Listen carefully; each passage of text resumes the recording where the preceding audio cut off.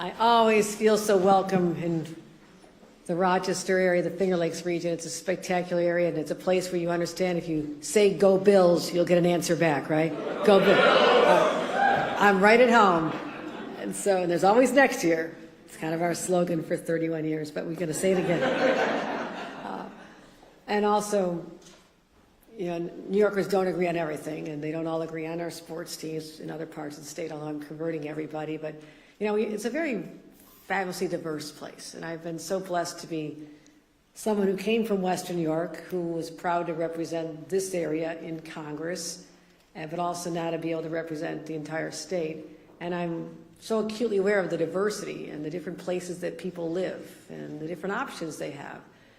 Some are tiny little hamlets with one stop sign, and some are just enormous metropolitan areas like New York City. But one thing we have in common is that everybody has a dream.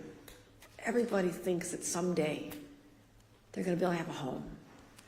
And it's something that, particularly here upstate, it never was that far out of reach. Maybe your grandparents had a home and your parents had a home, and the expectation was that every generation would be able to have the power, the ability to buy their own home. Yes, it's going to be a struggle. I remember scraping nickels together for my husband and I to get our first home, and it was 1,300 square feet, and we raised 2 kids in it. They were in one bedroom, we were in the other, 1 bathroom. But and that tiny house now is over $1 million. I paid almost nothing for it. So it's so hard for young people today, but everybody just wants to have a stable place. And we talk about a place like Rochester, and a place like Buffalo, Rochester, upstate, had always been known for their affordability. And that was good. That meant you had the options available to you. But now we have what is called a hot market. It sounds good. It sounds really, hey, who doesn't want to be hot, right? It's great. It sounds great. I shouldn't have said that. But that's what they describe upstate New York, right? Buffalo, I think they said Buffalo is the hottest housing market in America, and we're right up here second or third in this area. So it's really something that I know the people in this room, and I want to just take a moment to acknowledge the extraordinary partners that I have in government here, because they're on this quest with me to ensure that that dream becomes a reality for all New Yorkers. And I want to start with our mayor, Malik Evans. He has been such a champion for this people of this region. I honor your public service. It is hard. We've been fighting crime together and stabilizing our communities, and an amazing partner of mine. I want to give a special round of applause to our mayor, Malik Evans.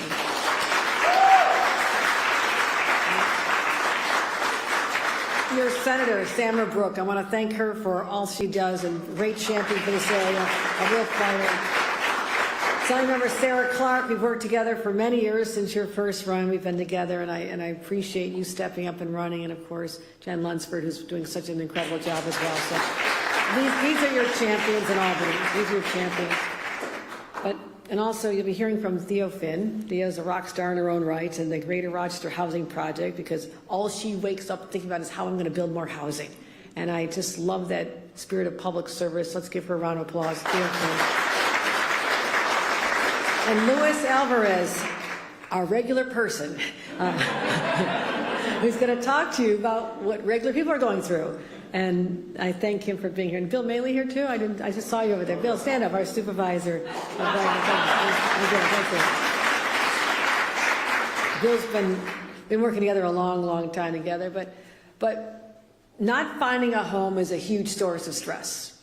Sometimes you have a lot of pressure. You might be about to change jobs, and this is what my son and daughter-in-law went through. They're about to change jobs, but you knew if you did that and then try to apply for financing, they'd say, oh, you've only been at this job a few months, so it's going to be a strike against you. So there's a lot of pressure on everybody. And what I want to be able to do is also, to our businesses that we're attracting here, we're doing really well attracting businesses to the Rochester region. It's a hot place to be. But if the businesses come and they say, well, where are people supposed to live? And if we can't offer the housing stock to their workers, they might have to find someplace else. So we think about the people who are already here, who raise their children, and those children want to live in the same neighborhood. We've got great schools, great opportunities, great quality of life. But too many times the families have had to move away when it's time for them to have a family because they don't have a home to live in. Also, it's an economic issue. We have to be able to tell businesses who are here and those who are recruiting that there is plentiful, affordable housing stock. But think also about the senior citizens. maybe they've been blessed with the home, but they want to downsize. If there's not, a condo or an apartment or a townhouse to move to, then their options are limited. So that's what we've been tackling head on. As a governor, I took on the housing crisis, and many people said, don't go there, it's complicated. There's a reason no other governor talks about housing, but we are successful in working with our partners in the legislature over the last couple of years, really achieving something that we should be proud of. The New York Times said it's the most far-reaching, ambitious housing package in 70 years, 60 years, don't want to exaggerate, 6 years. That's pretty impressive. That's older than most of you in this room. It's a long time. But I also unveiled the plan to have over 100,000 new units built in 5 years, and we're getting there ahead of schedule. And people said that's too ambitious, it's too big, but we're really, really ahead of schedule on that as well. So we're really excited about this. But also one other thing I added to the table. A lot of communities have said, don't tell us we have to grow. Okay, you should grow on your own, but if you don't know to do this, then I'll put incentives out there. I will make it easier for you to be able to grow and help with programs and projects that can help your community, like the pro-housing agenda. If you've not heard of this, the communities that say we are pro-housing, we will step up and pass a resolution. I was on a town board for 14 years. We did resolutions all the time. You write the resolution, you get it passed. And what that says is that we have the ambition to build more housing. This is really important. And so the communities that are doing it are having eligible for $650 million of everything from downtown revitalization to special grants for water and sewer to Main Street programs, Main Street grant. All that's available for the communities that say we're going to build more housing. And we've added another $100 million to that. We're also adding money for people to be able to afford that first home. We're going to have $100 million for new starter homes for purchasing, and then provide that down payment for first-time home buyers. That could really make a difference for someone. And I'm going to have a new housing ombudsman, because a lot of developers say it just takes too long, it's too frustrating. And I'm going to have a person dedicated to making that a lot easier. But here's the truth. No matter what we're doing, we're in competition with a powerful, powerful force. Our parents and grandparents didn't have to bid against private equity firms when they're buying their first home. That wasn't happening. And these huge, greedy conglomerates are gobbling up the housing stock. And, they're trying to increase their portfolios and bring in more money, and they're building up a lot more vacation homes and rentals. And think about a young family that's scraping together everything they've got, and you'll hear about this from Lewis. Every time you have it, everything you're dedicated to, and you're trying to get out there and you're going and making offer after offer after offer, and you keep losing because there's somebody else who's not from your community, who doesn't understand our values, our way of life, who comes in to make a buck, and they plop down a cash offer. You can't compete with that. And it's so sad, it's tragic when you think about it. And they're milking it. And this is a real threat that they're saying that by 2030, 40% of the homes will be owned by private equity firms. That's shocking. And they're not always investing in them either. I mean, they're getting run down. So we have to fight this. And they're also engaging sometimes in illegal income discrimination practices. And the local news is talking about it. And they're violating codes. They're wreaking havoc. But I want to do something about it. We can complain all we want. When I hear there's a problem, I want a solution. So I work with my team, and in this year's budget, I announced this. I said, what we're going to do is say, private equity companies, you can have your chance, but you're going to wait 75 days. You're going to give the rest of the people, the real people, not the corporations, a chance to bid over 75 days, make their offers first. So you can get in line. You may end up getting a home, buying it, but I don't want any more hardworking individuals or moms or dads or anybody who wants this dream to become reality to have to lose out to you. And that's how we're going to stop it. So these homes we built, these homes are being built. We're going to build more housing. That's great. But I want to make sure that people have a chance to get in that market and be able to bid on it. So I'm grateful to, again, our elected officials who will support this. You're with me, right? Okay, good. I got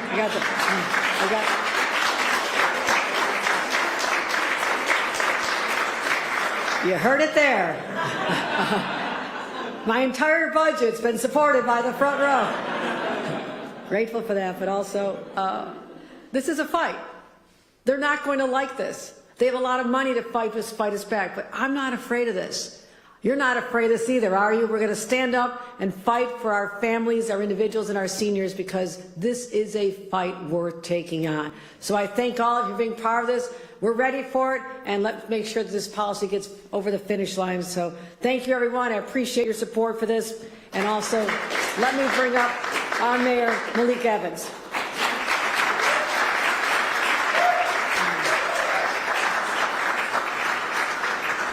Thank you, Governor. Thank you all for being here. It is always an honor to have our governor here in Rochester, New York, Monroe County, a fearless champion for us in the city of Rochester. As I often tell people, my first official business day in the city of Rochester as mayor, the governor was here in Rochester, and I will never, ever forget that because of the support that she has given me over my last 3 years and almost 3 months in office, but who's counting?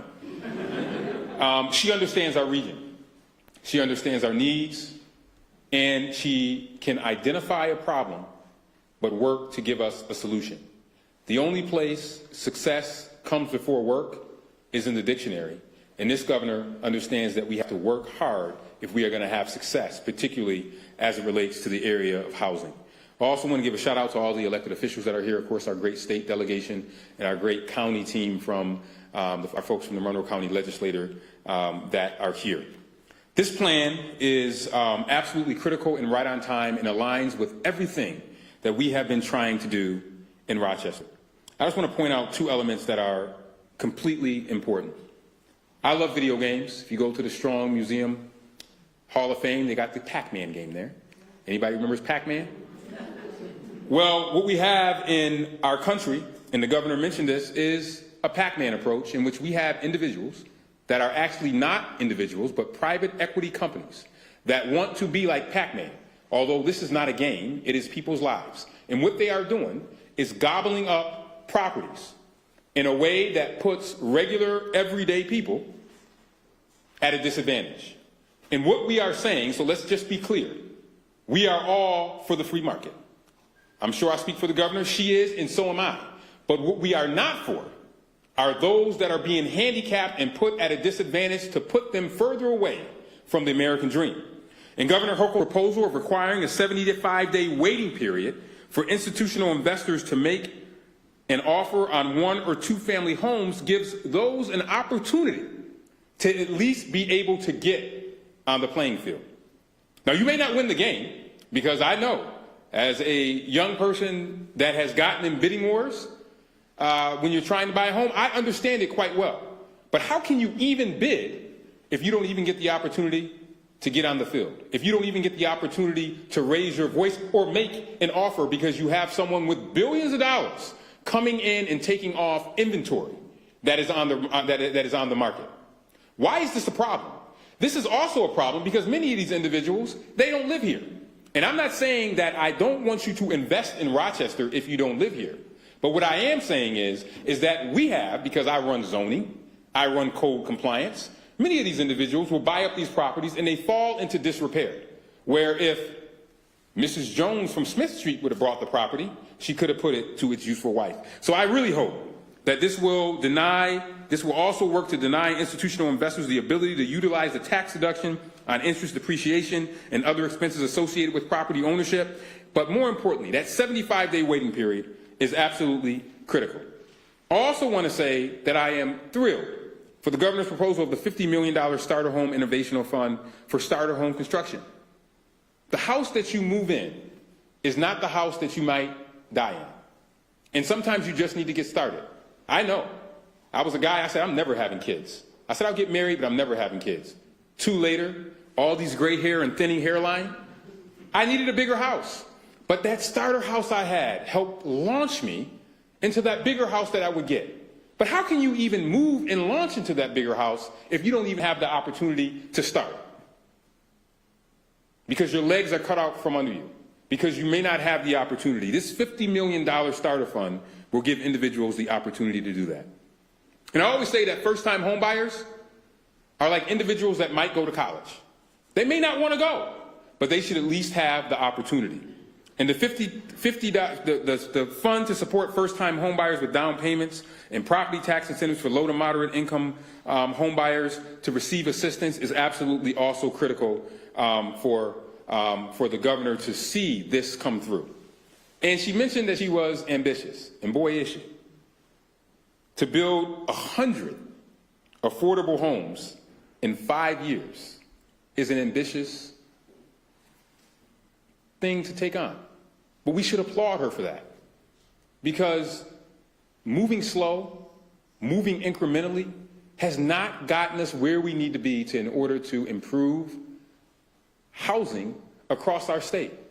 And she has my complete support to be able to do that, and we are going to help her by doing that in Rochester. This fits with our Buy the Block program that we have in Rochester. It fits with what you're going to hear from Theo Finn. So I want to say to the governor, thank you for taking on housing. Thank you for not running. I know it's hard. It is easier to just take on something more simple, something that might not be easy to do. But she said, no, I'm going to take on something that might get people a little upset, that might push people to make them feel a little uncomfortable. But when you're pushing for the right things, you have to stand up and make it work. And that is what our governor is doing. And I believe that her program that she put forth will work for all New Yorkers. And I believe that it will be a model for the rest of the country. And with that, I want to bring up now someone who probably gets tired of us bugging her, City of Rochester, but almost all of our most ambitious projects. When we have a gap, when we can't figure out how to do something, I'm thinking about Maine and Clinton, I'm thinking about our Buy the Block program, I call Theo Finn from the Greater Rochester Housing Partnership, who has been an amazing partner. And I believe that she is another piece of this puzzle that the governor talks about as she talks about making sure that we build housing that will last for everyone. So Theo Finn, thank you for your partnership. Please come forward. Thank you.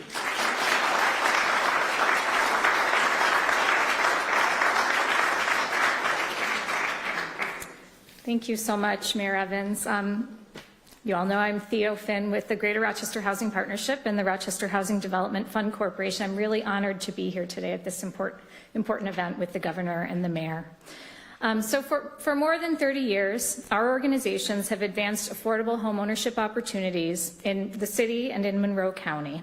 And our focus is on both financing and directly developing high-quality homes for purchase at affordable prices, specifically targeted at first-time homebuyers who meet certain income qualifications. And through our efforts in partnership with the state and the city and the county and a lot of nonprofits and a lot of private organizations, we are proud to say that we've directly financed and developed over 900 homes over the years. And these have empowered first-time homebuyers to build stable foundations and secure their futures through homeownership.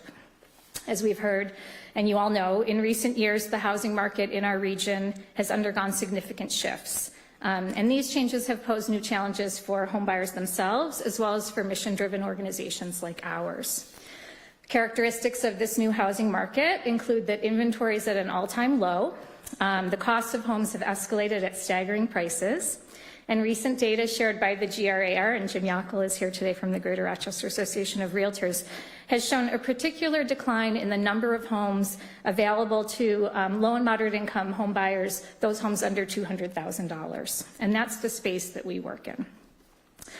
For homes that are available, the dynamics are that of an auction market where there are bidding wars, and home buyers are facing intense competition from investors. So one way that our organization supports the supply side of this equation, and it's something that we've been doing for many years, is that we acquire vacant, dilapidated homes and we rehab them to a very high standard, and then we sell them to first-time home buyers at a set price. And we have been increasingly pushed to the private market to find these opportunities in recent years. And so one of the things that I am sharing today is our experience as a purchaser on the private market through our realtor partners, the Garcia team that's here today. The homes that we try to purchase are typically homes that have been neglected.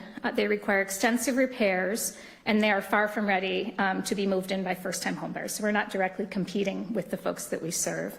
And we have looked at the data of the homes that we've competed for over the past 24 months, and we have attempted to make offers on 40 homes over the past 2 years. And in spite of our efforts, there were many homes we weren't even able to submit a bid on. They were gone before we could put our bid in. We have shown that a large percentage of the properties that we looked at did go to investors, and often at prices far above listing. And in some cases, the winning bids were double the listing price. On one property, we don't have this information on all of the properties, but on one property we vied for, there were a staggering 62 offers, which is a lot. We have been successful in acquiring 7 homes through a lot of effort, a lot of vetting, and 2 of them were specifically sold to us because the sellers appreciated our mission, that we were going to turn them over for owner occupancy. And that's wonderful. Otherwise, we'd have 5. So in short, addressing the lack of opportunity in our housing market requires a multifaceted approach. It requires smart policies like the ones that are being spoken of today. It requires supply-side interventions like building new homes and trying to turn over existing housing stock to quality home ownership, and creating a more equitable playing field for those who deserve a chance at home ownership, including empowering those folks to compete with investors, is essential. So I want to thank you, Governor Hochul, for your forward-thinking and proactive and bold initiatives in the affordable housing space. These efforts are vital to ensuring that the hardworking residents in our community who are working hard through that homebuyer process, it's not easy, can purchase their own homes, can secure their financial futures, and then also contribute to the revitalization of our neighborhoods. So thank you. And with that, I would like to introduce Luis Alvarez, who is a home buyer, not through one of our programs, but purchased a home on the open market, and he's going to share his story. So.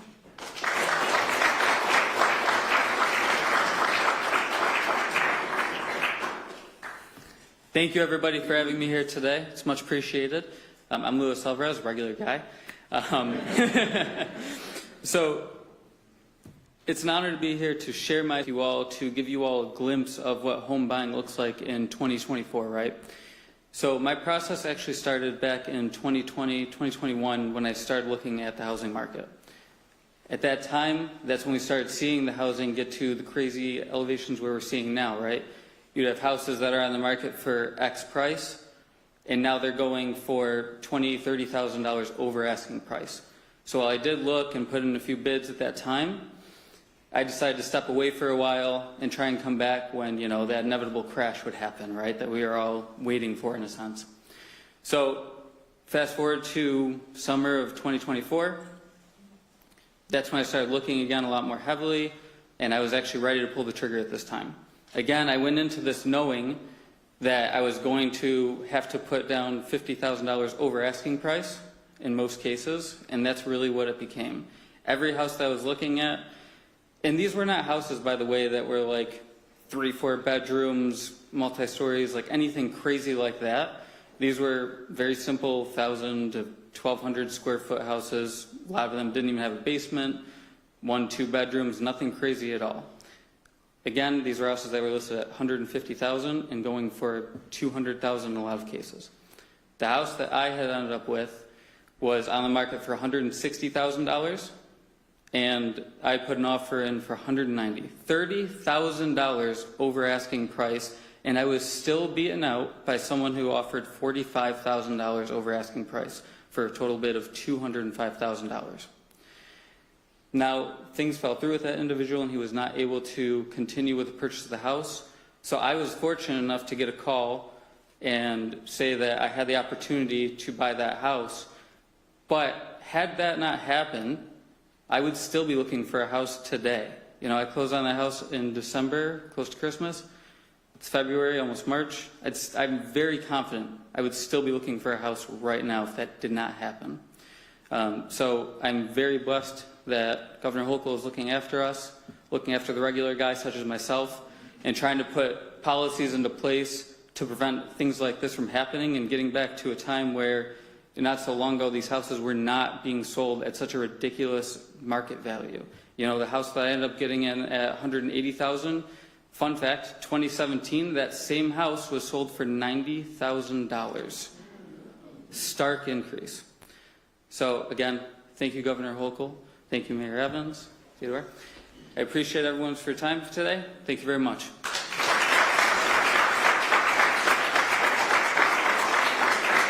Ladies and gentlemen, that concludes our program for today. Thank you for attending. Have a great weekend.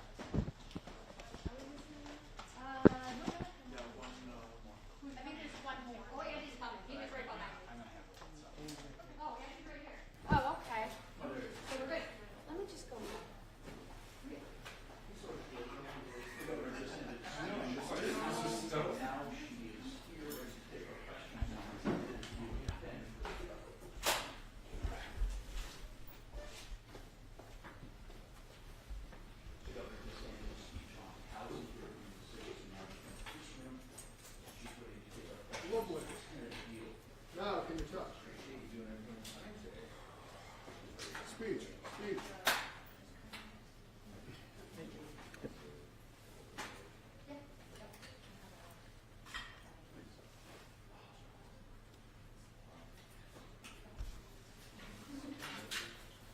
Check 1 2, test 1 2 3.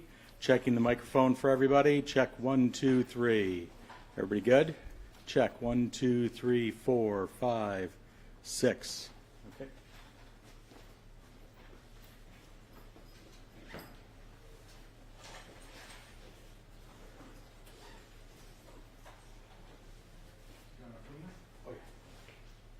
Everybody ready whenever we are?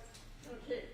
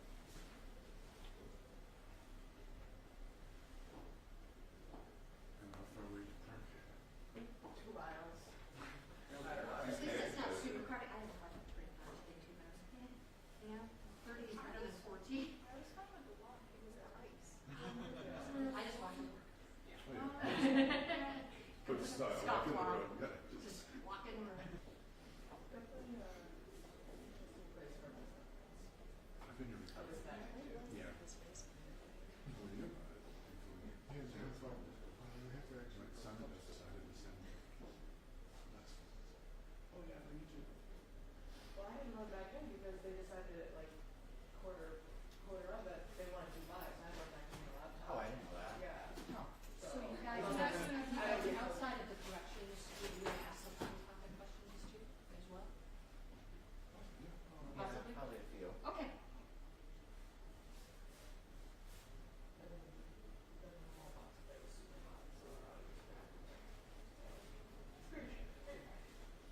My button was on wide on the fan, so I flipped my whole. Is there a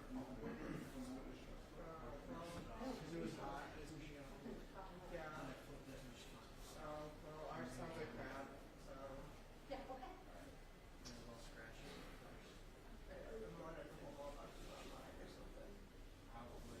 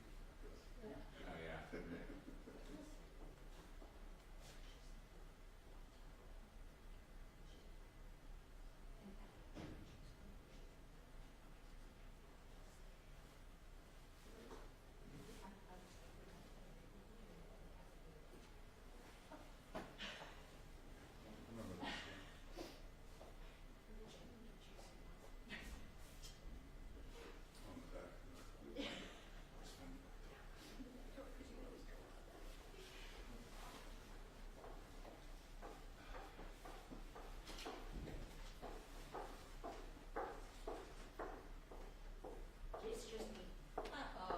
Sorry. That's okay. It's a lot of wood for one room. Yeah, right.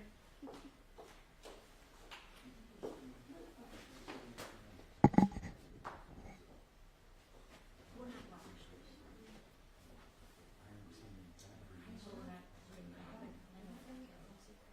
I did, just didn't answer, so I don't know who called him. Steve Nelson? No, I just wanted to make sure that that was a request, because now just that, not too much. Just wanted to make sure. I can call him.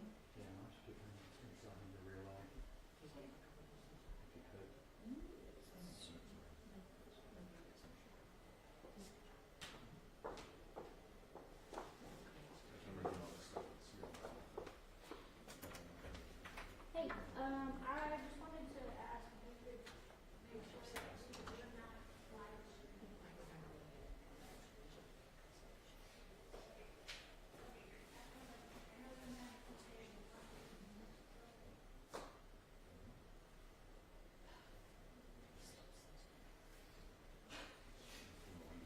I know.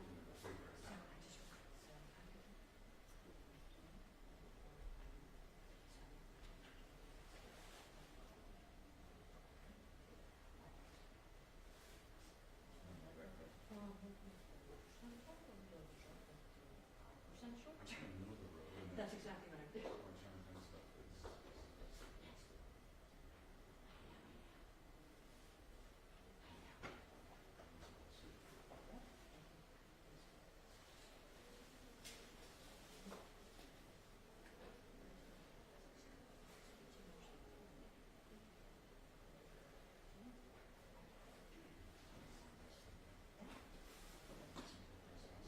There you go.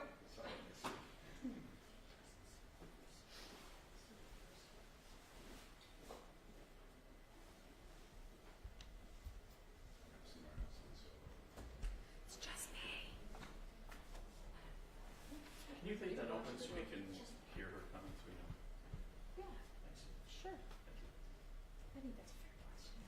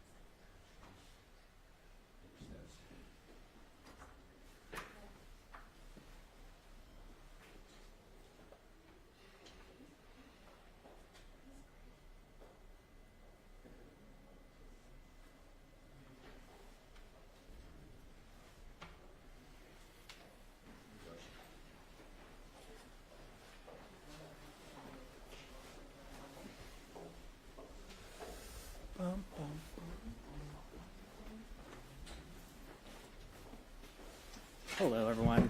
So we're going to open up to on-topic questions first, take 1 or 2 questions there. Then the governor does a statement regarding the situation with the correction officers, and we'll take 1 or 2 off topics on that as well. All right?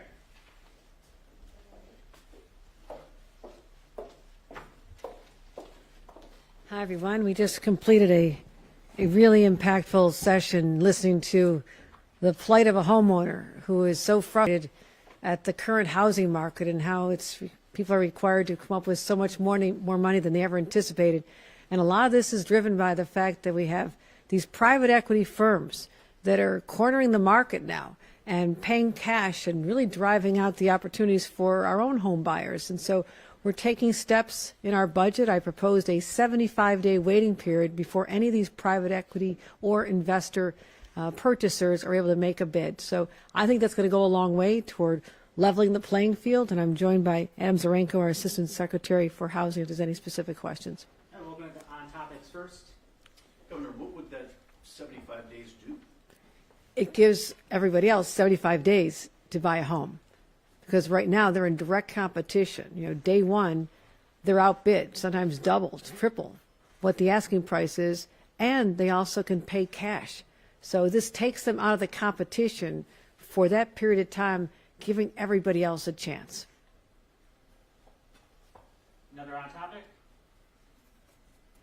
Okay. All right, thank you, Adam. All right. I'd like to make a statement about the situation with our Department of Corrections and the ongoing unauthorized prison strike. Throughout this entire crisis, my top priority has been public safety. The safety of the incarcerated population, the safety of the workers, the safety of the corrections officers, and the safety of the community. Every single decision we have made have gone through that lens of what's best and what's safest for these communities. And I deployed every single resource to deal with this crisis, mobilizing the National Guard. And let me say how grateful I am to the National Guard. We have National Guardsmen in Guantanamo Bay, in battlefields. We have them in Greenland. Really important missions, but right now they've been pulled out of protecting critical assets. Even our airport and subway systems do have to be up here to deal with this situation. I'm grateful they have made that sacrifice. We also wanted to bring together people for mediation. The union representing the corrections officers requested a mediator, requested a specific individual, and that person's been working really hard, and I appreciate his work as well, mediator Marty Scheinman. And working with him, we've reached a consent award. Now, this addresses many, many of the concerns raised by the corrections officers, and I'll go through them. This will put the conditions back on safe operations. It respects the rights of incarcerated individuals, and it prevents future unsanctioned work stoppages. We also share the goal with the union that 24-hour work shifts are too long. I understand this. These individuals work in tough, tough conditions. I know that, and I appreciate it. This is a lot of time away from their families. There's a lot of unpredictability. This is not an ideal situation. No one wants this. And we want to make sure that we are striving toward the goal of eliminating those shifts. This will take some time. Our ranks are down.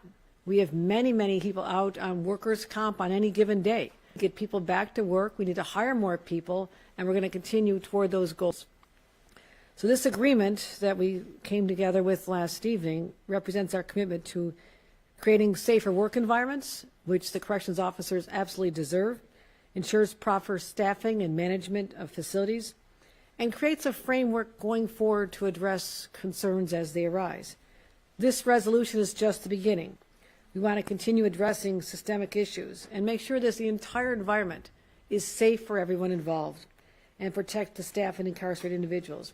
Now, I have a lot of respect for the corrections officers who dedicate themselves and their lives to public safety. This is a critical, critical function for all of us. And grateful for those who have remained at work and looking forward to the return of others who have taken the position they have over the last number of days, but we want them back at work, and we hope that they will look very seriously at what I believe is a real win for the corrections officers. So appreciate everybody involved, and I'm happy to take a question. Randy? Yeah, hi. Thanks, Governor. Obviously, it's a wildcat strike, as you know. What happens, two-part question, if many of them do not come back to work, and how long are you going to give them to decide whether they are going to come back to work under terms of this proposed agreement? We're hopeful to get people back to work tomorrow based on this agreement. It'll take some time to reach everybody. What you're seeing out at the sites is not all the corrections officers. Many of them are at home. I mean, what you're seeing out there are some of them. Many are retirees, and many are members of the community who's come out. So we're trying hard to reach those who are not out there, who are actually at home, and make sure they know what is being offered to them and the opportunity to come back to work certainly tomorrow. We'll take one more, Berkeley. Governor, why do you think this is a fair deal? Because they've asked for us to look at specific issues, and we have. And just so everyone knows that this is not related to terms or conditions of a contract. This is not about benefits and wages. That was settled last year. We offered a very generous package last year, and they accepted it. So right now they're working under that. And they do have concerns with the HALT Act. The HALT Act has been offered to be suspended for 90 days or so we can work out some other issues related to that. And I want to just be clear on what the HALT Act is all about. People think it's simply related to solitary confinement. There's also requirements that there be 4 hours a day for programming, different kinds of job training and education, different opportunities, 4 hours a day, which is an important goal.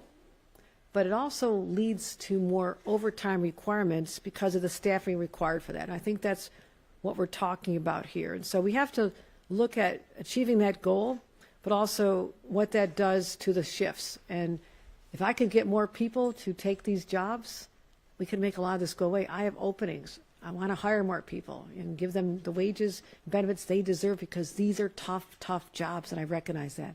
All set? All right, thanks. How long will the National Guard stay in place? Oh, until the strike is completely over and even a transition period beyond, just to make sure that the situation is very safe. Again, we have about 6,500 on sites right now, and they are absolutely essential to this. I'm forever grateful to them to help stabilize this otherwise volatile situation. Thanks, everyone. Thank you, everyone.